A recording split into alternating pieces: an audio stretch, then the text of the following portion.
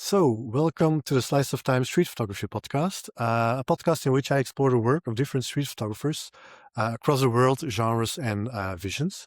This exposes you and me to different ideas and ways of looking, helping you form your own vision of street photography. And today I'm joined by Tom Bugatti from originally from Poland, but now based in Hong Kong. And his work stood out to me because of its like very abstract quality and very full compositions. So, hey Tom, maybe could you introduce yourself for a minute? Hi, Fred. Well, first of all, thanks for having me on your channel. As you mentioned just now, name's Tom Bugatti. I'm a Poland-born photographer, but I've lived and worked in Hong Kong for the last 16 years or so. I've been doing street photography for about six years, I think, more seriously. Um, an interesting thing is that, when I started, um, photography in general, street photography was just supposed to be like a gateway to other types of photography, studio, portraiture, human form, and somehow, street photography was just supposed to be to help me uh, to get the grips technically with camera and some confidence. And I got so into it that I sort of never left something that was supposed to be a stepping stone. I never moved past that, and I stayed because I enjoyed it and I'm still enjoying it so much. And and so you mentioned you've done it for like 6 years seriously. Did you do it like before that already? And do like yeah. Mm.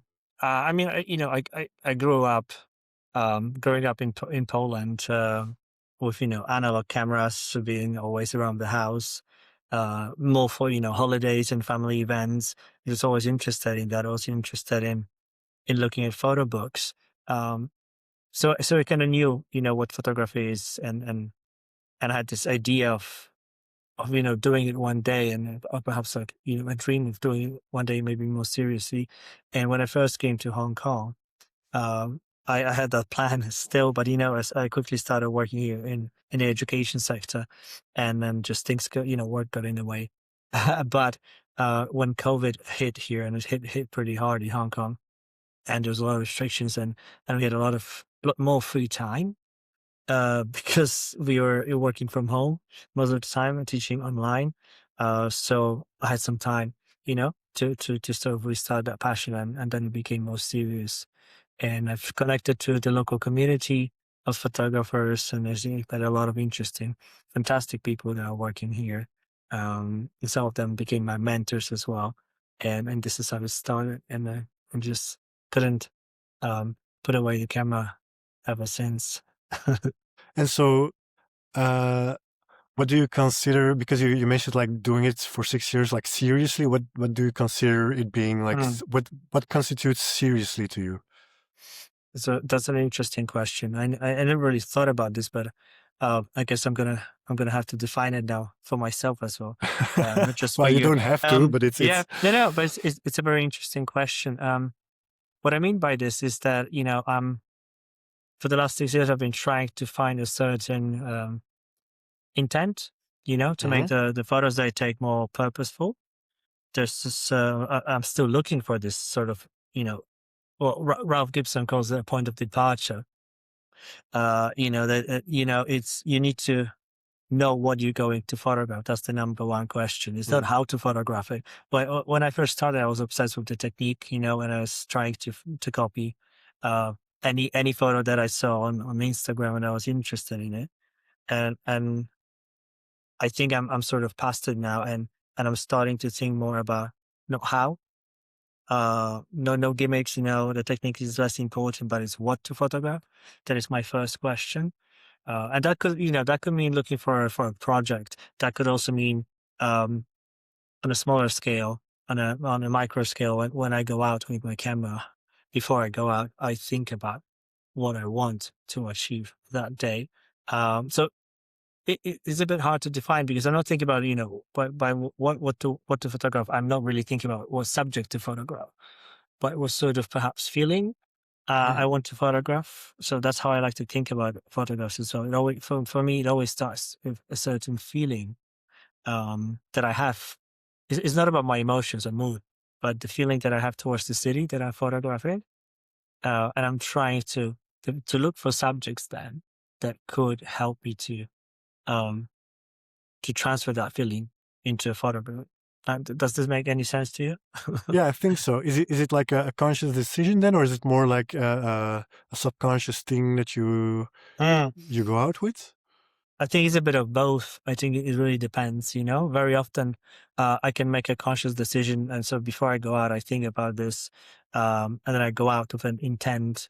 And of course, so many days, I utterly fail at doing that. I come back with nothing.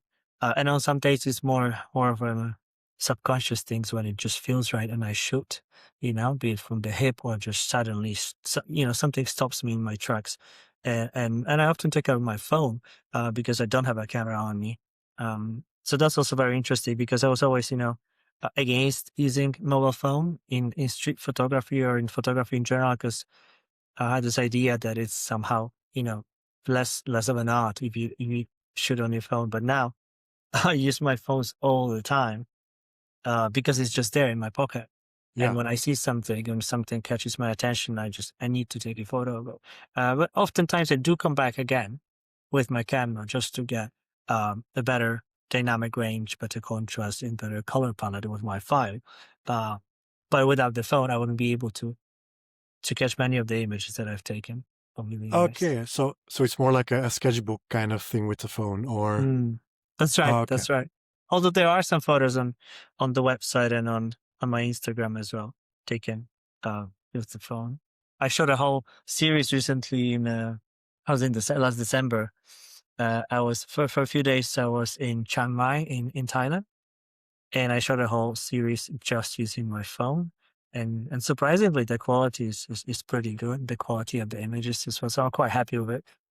Yeah. Is it like Mm. you made like diptychs from That's right.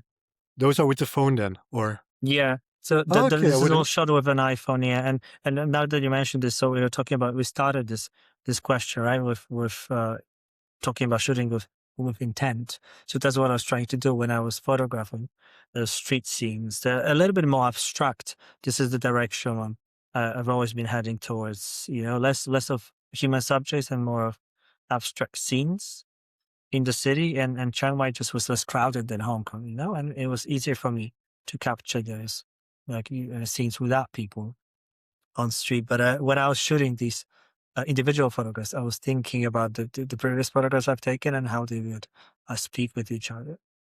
Okay, So that's that's also an cool. I.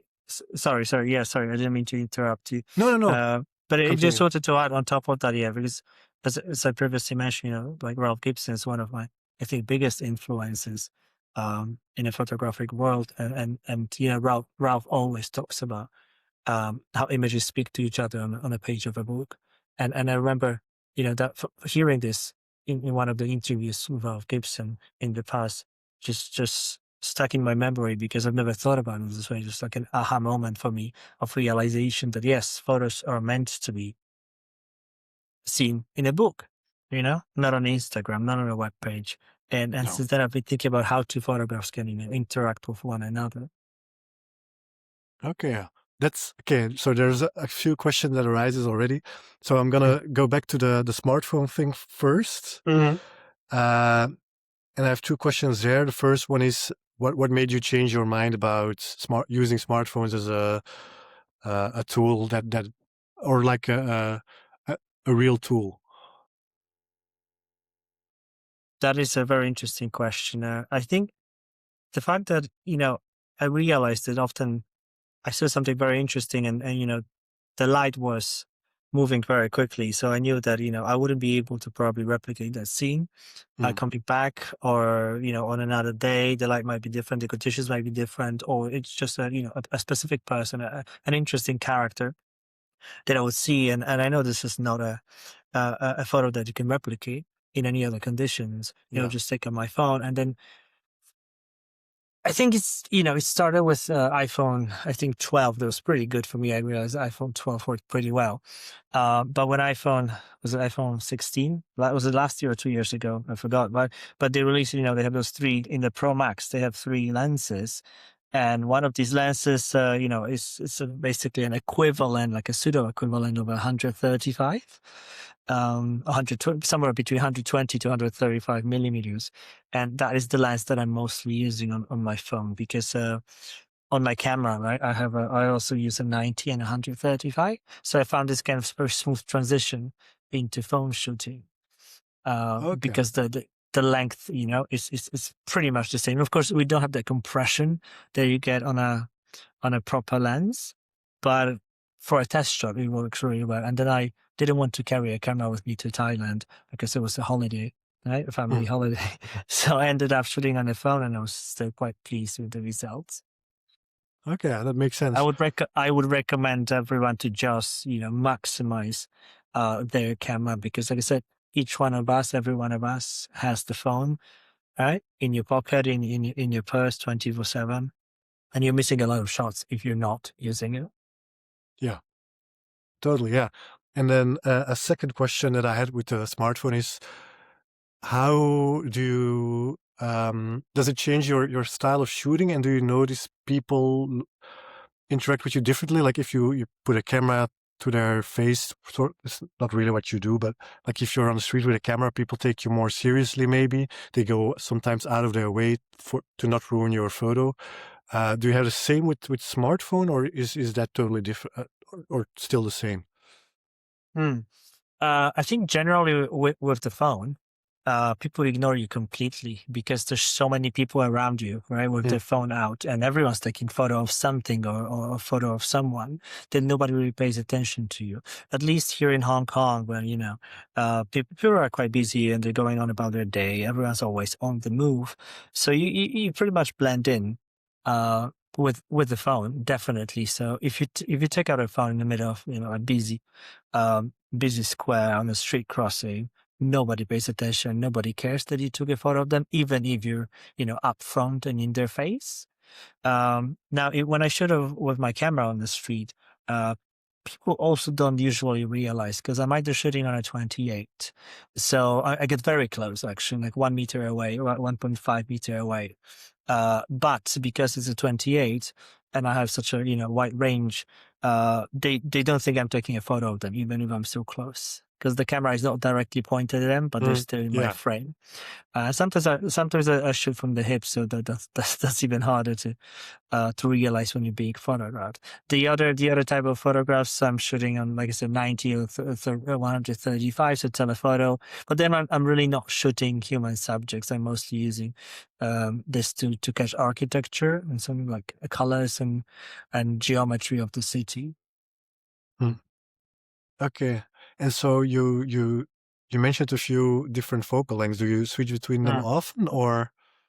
Quite often, I would say yes. Quite often, it's changed because I when I got my Leica Q some years ago, right? And 28 was really challenging for me. But then something just clicked and I started only using it. And a lot of my work on the website is using 28. But I've always wanted to do telephoto. Because I'm really drawn into abstract works in photographers like Franco Fontana, so the geometry is a pretty strong element. You may not see this on my Instagram as much because these are for my projects that I'm keeping quite private at the moment because I'm not quite sure how I feel about this yet. But I've been shooting this series here in Hong Kong, on let's compressed images of different buildings and textures, and there's a lot of um, color in like Hong Kong color in this as well. And when I'm ready, when I have perhaps a set of pictures that I'm happy with, and I'm going to start to share these. But these Yeah. are mostly shot on 90 millimeter and 135. Um, Okay. And so I so, am drawn to these lenses more in the last 2 years. But I still use my 28, when I feel like some, street action, and I want to get some shots of people, I keep my Leica Q and just, it's still a lot of fun. yeah. I can imagine. And in Hong Kong, I can imagine as well. It's so busy. So with a Oh, 28 millimeter, people don't really notice you. I can imagine. because you mentioned, I just want to relate to what you said about Hong Kong being very busy, and so one of the challenges here, I think, of taking a photo when you're doing a street scene with people constantly moving somewhere, is trying to make the sense out of this chaos here. Because in travel to different cities, if you're into like minimalistic photography and like cinematic shots, you can isolate subjects, right? Even on a wider lens, and you get these shots like Ray Metzger high contrast shots of one person walking Mm, into a streak of light. It's quite hard to do it here in Hong Kong. I mean, there's several spots that I have. If I want to show to someone, usually go to those spots, right? But in most places in Hong Kong, there's just so many people that you can't get the layering. Right, it's just almost impossible unless you're super lucky, because people come from all different directions. It's a multi-layer city, so there's always an escalator and a footbridge, and there's traffic coming from all sorts of directions and causeways and bridges. It's very hard to use layering. So the challenge for me here is to take a photograph that makes sense out of that chaos and tries to mm. organize it. Maybe not organize it, but embrace it. um, that's what I've been trying to do. So you do see some reflections as well. That sort of organize the chaos of the city. Yeah. And to me, of course, it's an impossible question to answer. But I'm just thinking like how much of the place you are in decides your style. Because for me, of course, like Antwerp is a very quiet city. So as you mentioned, for me, it's very easy to make those single person wide shots.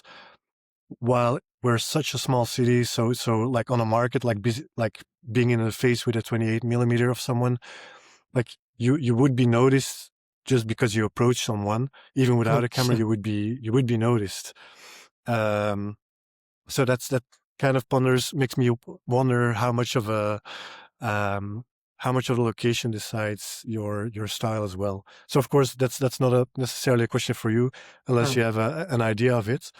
It's just maybe like a thought I wanted to share just now. I think so. Uh, It's a really interesting observation, and yeah, you're probably right. You can't really answer that question, but it makes me think that you know, at first, at least when I was starting, right, as I mentioned earlier, I would try to go out and try to replicate a certain photo or a style uh, that I particularly found interesting, or something that, resonating with me. And I found it quite challenging because there were certain photos could not be replicated here because of the city's character and mm, the dynamic nature of this place. So to answer your question, I guess it really matters. It really, the city itself, the character of the city, the architecture will, to a large extent, determine how you shoot it. Because I had to reject all these notions of trying to replicate something that I like, and I had to just try to understand how you can photograph the city for its character, and not despite it. yeah. And so is there like a big street photography community in Hong Kong or? I would say it's definitely not as big as like what you see like in like New York street scene. There's a lot of fantastic photographers here, and we all know each other. But when like we're loosely connected, there isn't something like a street photography collective. I mean Mm, there are sounds, but actually they consist of a very small number of friends that stick together. One interesting group here is called the Manners Photos, and they've recently did a collaborative project, and all the photographers who belong to it they published a book. And usually, this we have one or two like camera stores that sell vintage cameras and then secondhand cameras and photo books, but they also are just kind of root of that community. So people go there sometimes for meetups and just chat. So I mm. quite like that. And when we have visitors, from other countries, and like established photographers that we know, we one of us usually brings them to those shops as well Okay. to sort of introduce them to the community. Mm. Oh, that's nice. Yeah, that's good. That's a cool way to work together. Yeah, that's very nice. Um, So there was one quote which you use, which I found very interesting. The Mm, funniest thing is I knew the quote, but I didn't know who it was from. I'm gonna look very quickly. It was like it's David Lynch. I'm gonna have a look. Ah, here it is. I like to remember things my own way, how I remember them, not necessarily the way they happened. That's the quote. So yeah, I know it because it's sampled in a song that I know. But it's a very interesting quote. I didn't know it was David Lynch at the time because it was just a sample. But it's interesting to me because lots of photographers, and it's not necessarily street photographers, but in photography, there's a lot of this idea that photography is truth to some degree, and of course, in documentary and journalistic photography, that's maybe true. But I think in street photography, a lot of people think the same. They think their photography is truth. And so I'd like to see your take on that. Like, how do you look at street photography? It's more like a personal thing than I think, or mm. I The reason why this quote resonates with me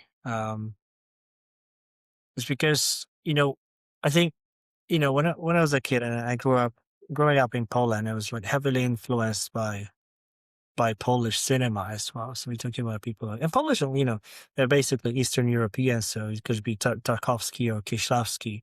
Um, and those films, they're very different films. They're closely, European cinema is very different from Hollywood. And those films are always about a feeling, an emotion, rather than the story. They never story driven.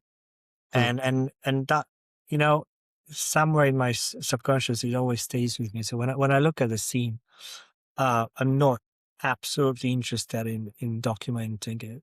I'm trying to see something in it and capture something in it that people don't see, right? Or something that just happens for a second, a millisecond, and then it disappears forever, perhaps. And trying to capture that moment is the challenge.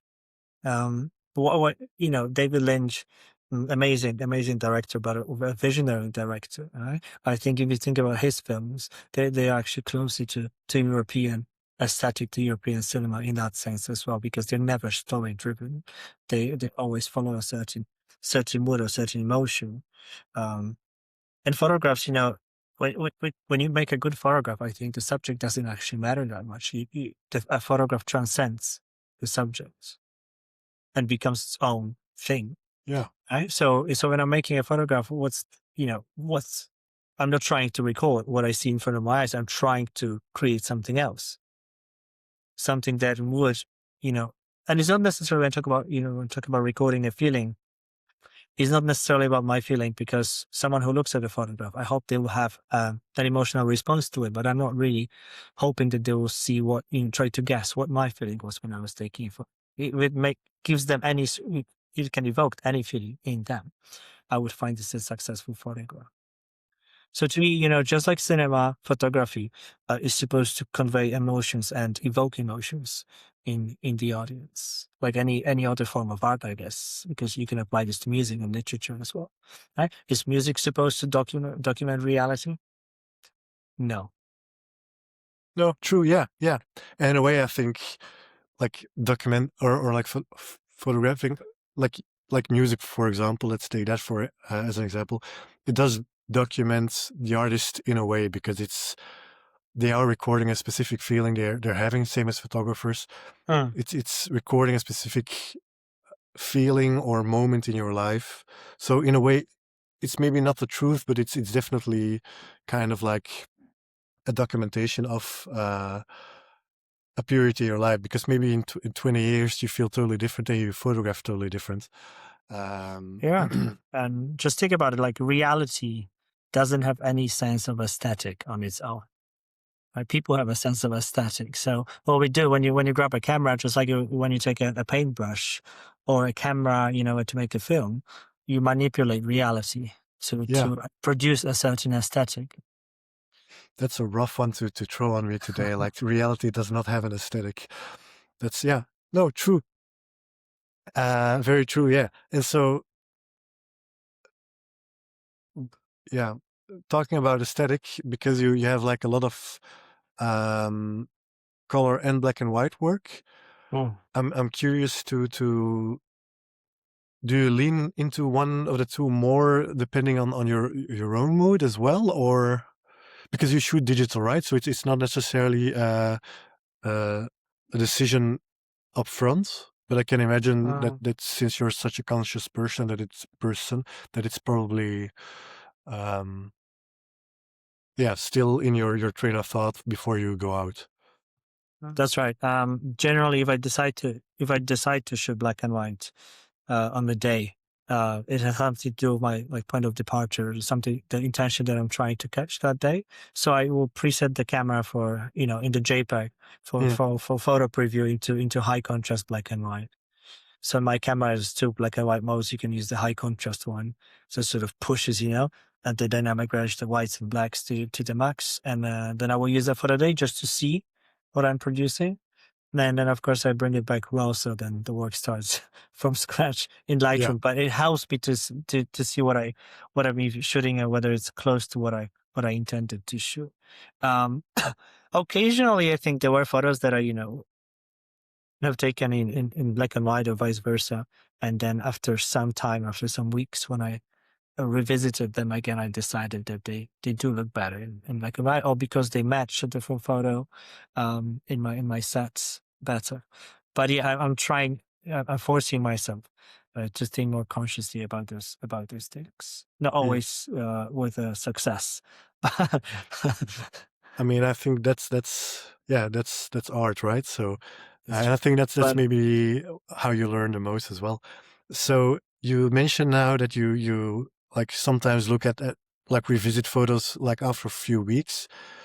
Is like your editing process that long? I mean, and of course, I know you're not like spending every hour of every day looking at the same photo for like weeks, but is it you really try to take your time with a photo then, or? um, yes, I still have some photos that I haven't posted from the summer, from last summer, and they're ready, they're waiting, but I'm still revisiting them and looking at them. I think what helped me to be more, to do it more consciously is when I decided to just give up on Instagram Mm, and not to prepare photos for the sake of posting them and organizing them in different series. Because, as with Instagram, one photo is not enough, two photos is not enough. I started yeah, posting, the sets in 4 and 6, and it's not enough. People now post 10 photos, 20 photos. It's just become a bit ridiculous.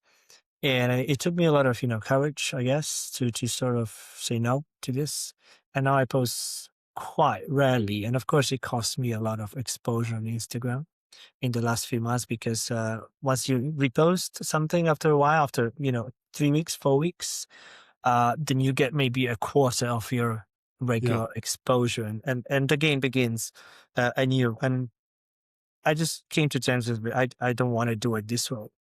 Mm, So I'm taking my time with photos, and I'm thinking of organizing them something that perhaps one day it could become, perhaps hopefully a book.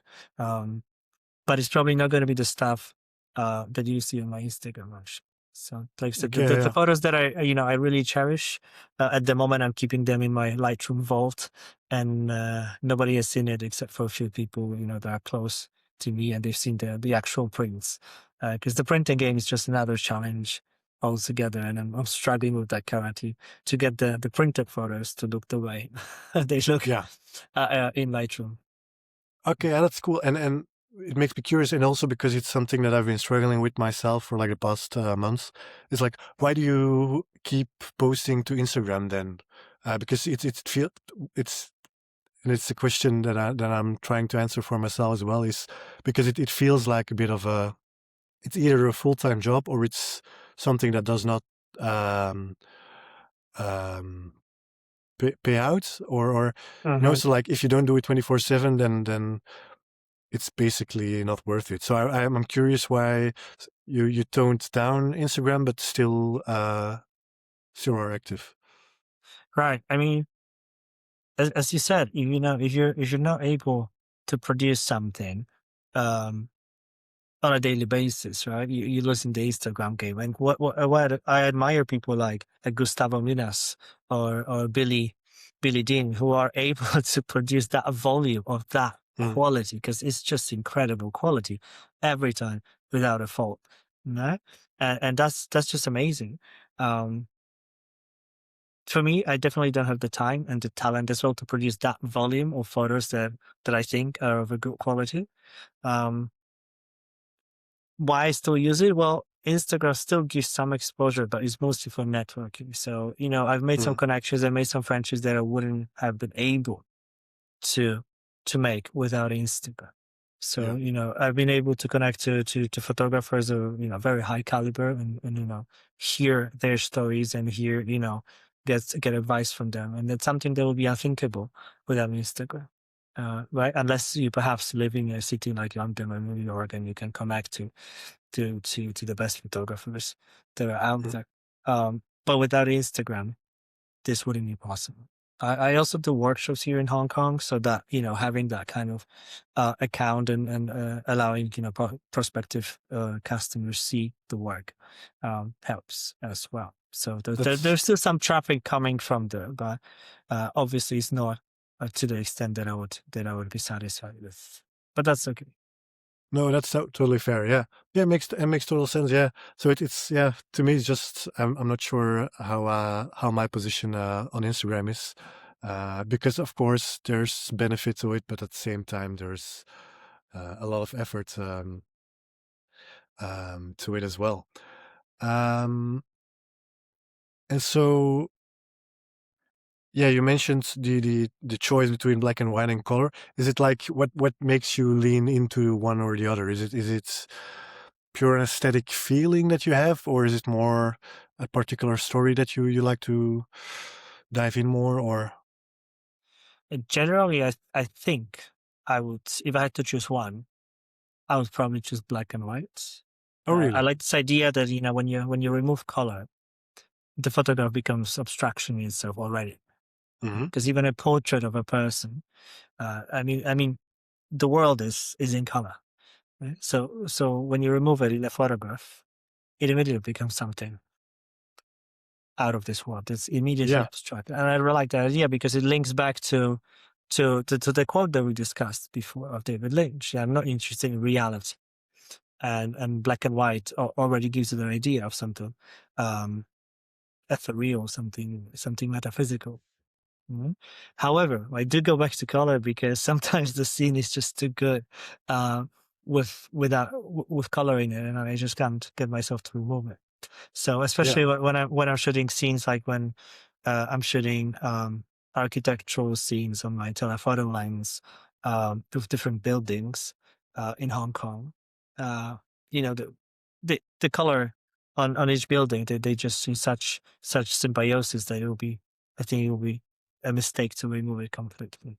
Yeah, So because that's why I keep switching between both, but I think there's nothing wrong with it. I mean, I did think that I'm gonna have to decide at one point, and I think that's again the Instagram influence makes us all think that we have to choose a certain style, that we have mm, to, post photos of a certain, aesthetic or a color palette. So it has to be black and white, or it has to be minimalistic, or right. Everybody who's successful on Instagram has this kind of their own thing, and the Instagram wants you, and the people, your followers, want you to show that style with every photo, mm. and I think that's really limiting. And why limit yourself if you can do Yeah, anything? true. Yeah, it keeps you from experimenting, I think, maybe, and from growing in that sense. Yeah. Um, so that's true. So you experiment quite a lot then, or is it more bet between those yeah colors and Mm. lenses, or I think I'm getting more steady in the last year, and I'm leaning towards what I originally intended to do. As I mentioned to you before, I wanted to do to studio and portraits and beauty and body form, and I'm doing a little bit of that right now when there's time. And I'm still learning. It's much harder than street photography, but I'm out on the street and using a 90 to 135 range is when you're photographing a building or photographing a street scene, I think it's much closer to what you're doing in a studio. Actually, Mm, it has to be a very conscious choice and a very deliberate composition. You see, when you're shooting on 28, you can get away with a lot in terms of composition. Right? If you're shooting a street scene, it's dynamic. You just get close and you get an interesting subject, and the light yeah, is good. Then that's it. Right? And you already have something good there. And then what's in the background is not as important. yeah, because Whereas it gets when you're smaller. on a Yeah, yeah, on a 135, it's so tight. The composition has to be perfect. Every little thing mm, has to matter. It's very challenging, but I feel that in the last year, this is the direction I'm moving towards too, and I want to stay in that range at least for maybe a couple of years until I produce something I'm happy with. And then again, that brings me back to my photographic inspirations. Um, growing up, always looking at Franco Fontana, Ralph Gibson, and these guys are always shooting on. Well, Franco Fontana goes to extreme lengths because she's shooting those landscapes that are extremely compressed. So it must be at least 200 to 400 lenses. I have a 200 to 400 as well, but on a Sony, and I always struggle editing Sony photos because they're just too flat for me. So whatever I shot, with an intention, I liked it, I bring it back in RAW. It's like it's all gone, and I have to start from scratch, and it annoyed me. So what I like about Leica is that the raw file already has some contrast in it. The one that the starting mm. point is much closer to the photo that you actually wanted to take, that you intended to take. So I'm kind of sticking with Leica for now, but I still have a Sony because it's such a quick camera as well. It's a Okay. workhorse. And have you used the 200 to 400 on the streets or? I do, but that's like I said for abstract shots. Yeah, Yeah. not Okay. like I never take like a portraits of people from that range because I don't know. There's something voyeuristic about this. I might as well come up to this person and shoot it on a 28. I think that's less intrusive, actually. To be like 1 meter away from them and shooting in their face with them knowing is less intrusive than hiding somewhere in a corner with a 200 millimeter lens. Yeah, it feels better, right? Mhm. Yeah, yeah. Makes it allows them a chance. I find, yeah. Yeah, So I totally agree. A chance to like either interact or say yeah, no or or to run whatever, away. Yeah, exactly. or run away. Yeah, I'm not Whatever makes sure. us sleep at night. Yeah. Are people in Hong Kong in general like, do they mind or? Mm. No, I've had very, very few situations when people responded.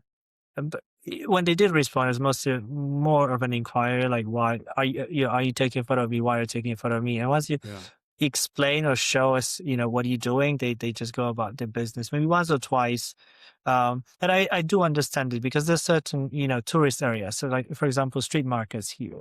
Um, are very touristy in certain districts. And I think these people get photographed non-stop by tourists. So they do get annoyed more often. And I think it's justified. But sometimes I still take photos in those streets because it really fits my narrative or the light is just too good to pass without taking a photo. And there may be a couple of times, you get the look or someone shouting at you in Cantonese, but I'm always trying to disarm this person, either apologize or show them the photo. People get actually more upset when you try to shoot reflections on their cars because you get much closer with the camera to the bonnet of their car, and then this is when they get upset. Like, what are you doing with my car? yeah, it's precious. It's Yeah, like yeah. okay, that's funny thing actually. Makes sense in a way. I also I think I would. always I think I would also ask if someone was very close, it's very I near my. always feel weird when I do it with a car as well. So I totally, because of, I can imagine it's kind of weird someone looking into your car. It's you must be looking to steal it. That's right.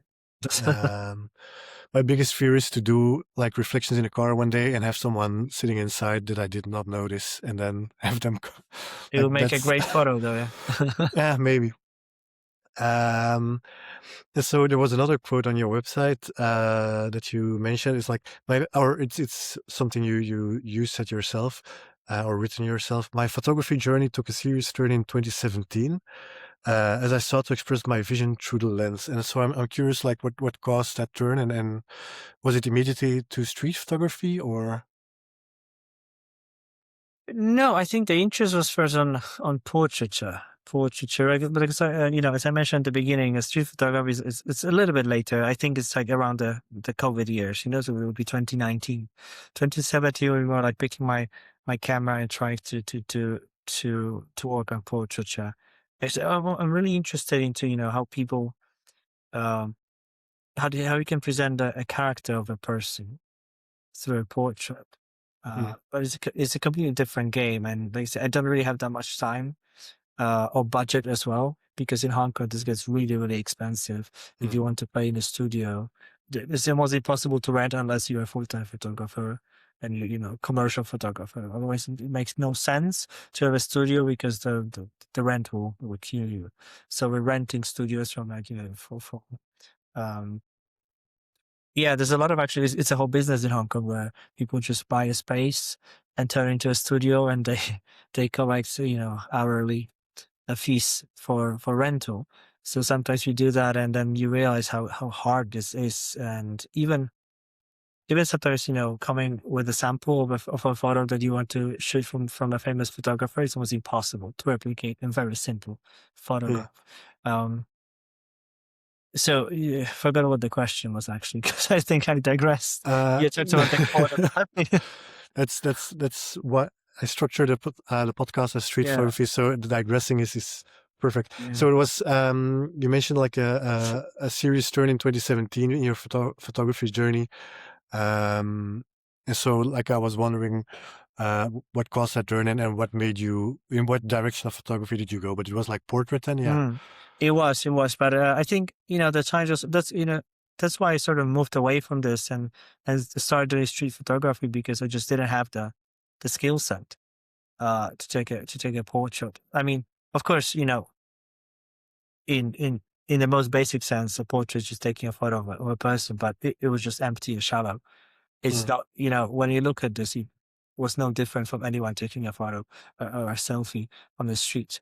So I sort of gave this up for a couple of years, and I decided I need to get, more advanced in how I use the camera and how I consciously, use this as not as a tool to take a photo, but as something, to create, I don't know, art, I guess.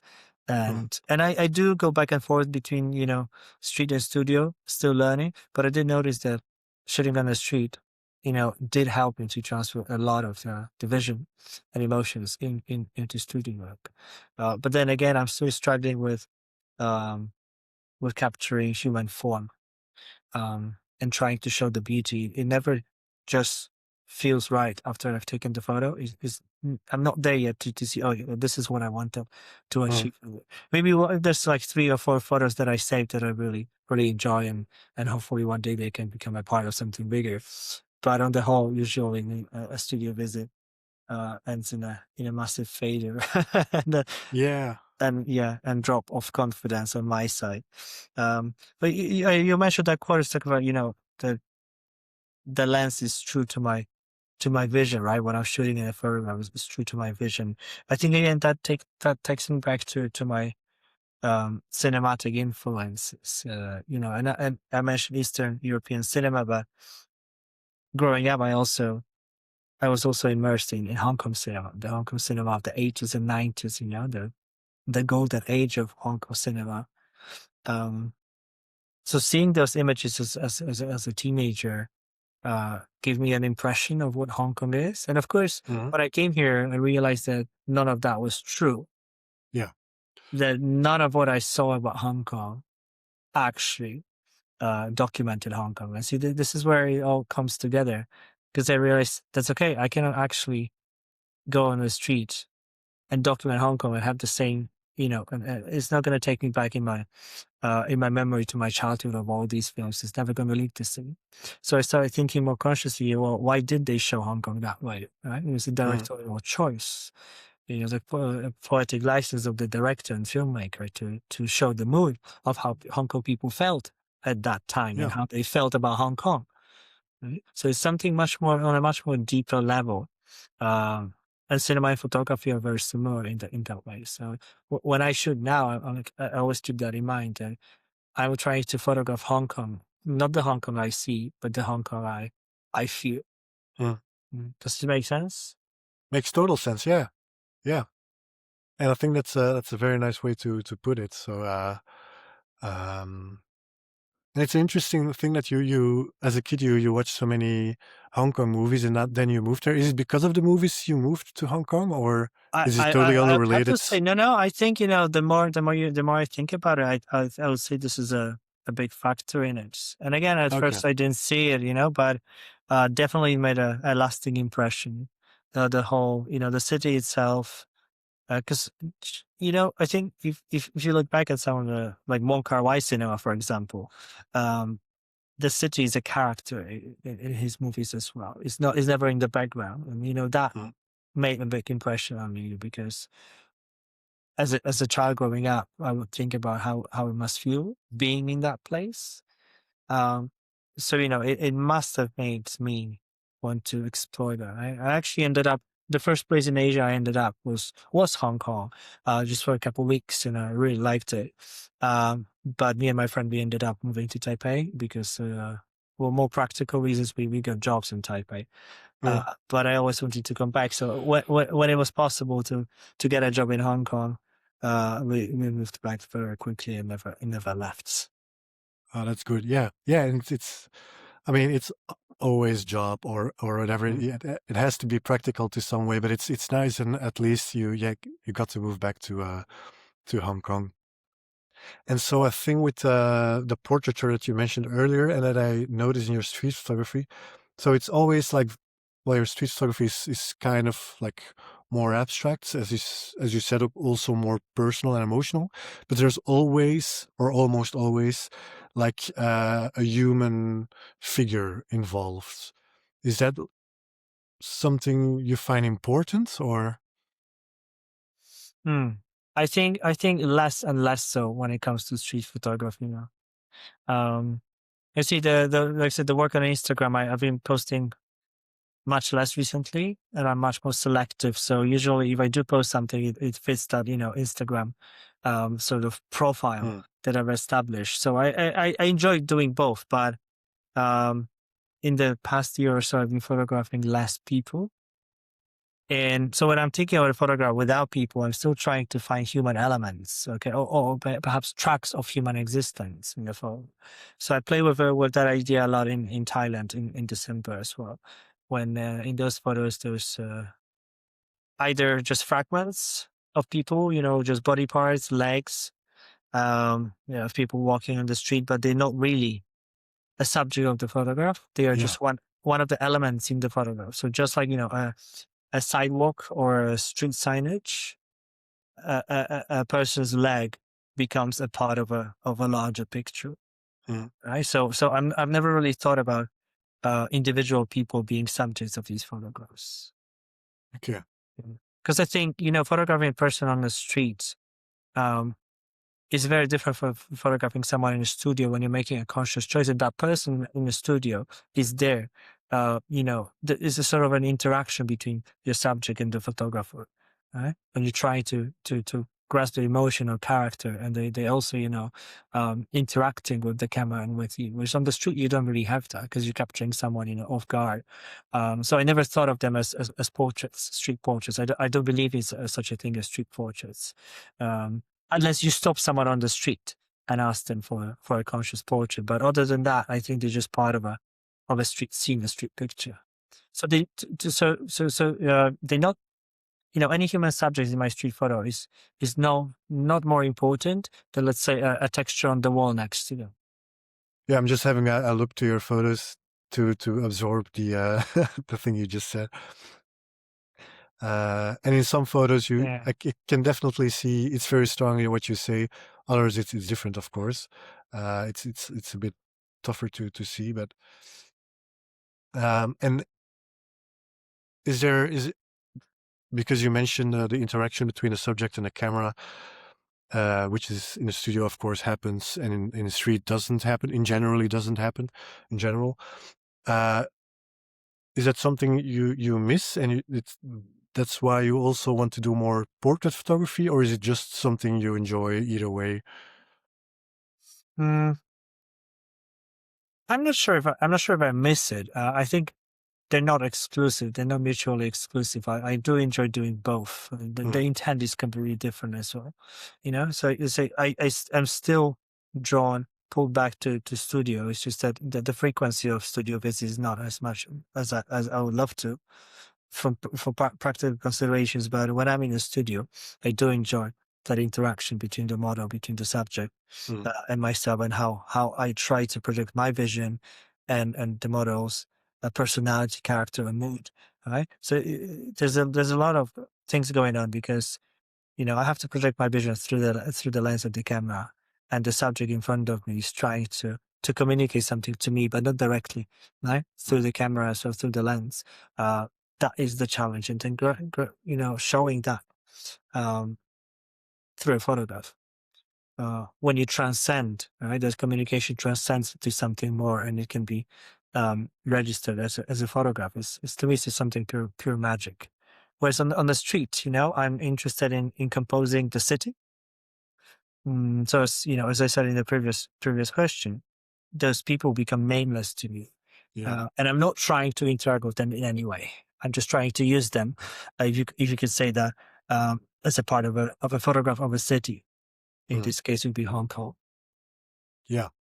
Do you go outside of Hong Kong often for street photography, like traveling, or because you mentioned Mm, Thailand, it was right? Or um, much less so. There's just so much work here, always to be done, and we have a little baby as well at home, so there's always some work. But when I travel across Asia, usually, then I bring either my phone or a small camera with me, and I try to I try to think about what I want to do in the city, and then shoot like a small set, that I could sequence later. So I'm going to Bangkok very soon, cool. Okay. at Okinawa as well, in the coming months. So hopefully I'm going to bring back something from there that's Yeah. of the interest, and then in value. So maybe I'll share some of that work very soon as well. I Okay. still have Nice. tons of photos from Chiang Mai in Thailand that are not posted. It's to me it's I'm starting to learn to be slow with my edits, Mm. because I used to like come home, edit my photos, and I was done. So I'm now learning to be a bit more slow, and I find that the the end selection also gets smaller and smaller that way. But yeah, it's to me it's still amazing that you can wait weeks before you like finish a photo. Yeah, but the downside of this is that sometimes you forget about the photos you took Yeah, for a couple months, and then you accidentally stumble upon them on Lightroom. It's like, oh my god, I've completely forgotten about this. Uh, yeah. I've Maybe it's recently the saw same. that, just a funny story here. I did a photo shoot with a model, I think, in the summer, so it was like July, and she just sent me a text last week, and she's like, "Where are my photos?" And I I still haven't edited, but Oh, okay. Yeah, it's so I do portrait photography as well, but I do it as it's that's my full time. So street photography is my hobby, and so for me it's like so if you it's have no not done choice. next week, then it's I'm ruined. So maybe that's why I also do it for my street photography. Um, but it's definitely something to it. I have noticed it pays off to go slower. So yeah, Mm. but yeah, at the same time, there's a limit to how slow you can be, It's depending interesting on. how you can reject some photos at first, and then after some time you rediscover them, and you see something that is actually makes this photograph stronger than the photographs that you initially liked. I quite like that process of discovery or rediscovery. If it's like, because usually when you take a photo on the street and you're like, oh, that's it, that's the one. You bring it home and then you like it, then you dislike it, and then it's like meh after some time. But after a couple of weeks, you find a photo that you completely ignored, and it's like, wait a minute, there's something going on here, and you rediscover that photograph, and I really like that moment, That's a and good and tip. then Yeah. becomes one of my favorites. Yeah, that's a very good tip. I should probably do that as well. Maybe that's a good one to end Yeah, don't delete the them episode on. right away. I never delete. Yeah. Like I have like gigabytes and terabytes of like raw files that will never see the light of day again. But I can't just remove anything, uh, which is maybe a bit silly. But yeah. So anyway, let's wrap it up on that note. Make sure, like for everyone listening, make sure to not edit your photos too fast, but also not too long. So thank you, Tom, for your time and insights. Uh, If anyone wants to follow him, of course, his link to his website and his beautiful website and his Instagram will be in the description. Also, make sure to follow the podcast on your favorite platform and feel free to share the episode with a friend who would be interested. And see you next time. So thank you, Tom. Thank you. Thank you for having me. Have a good night.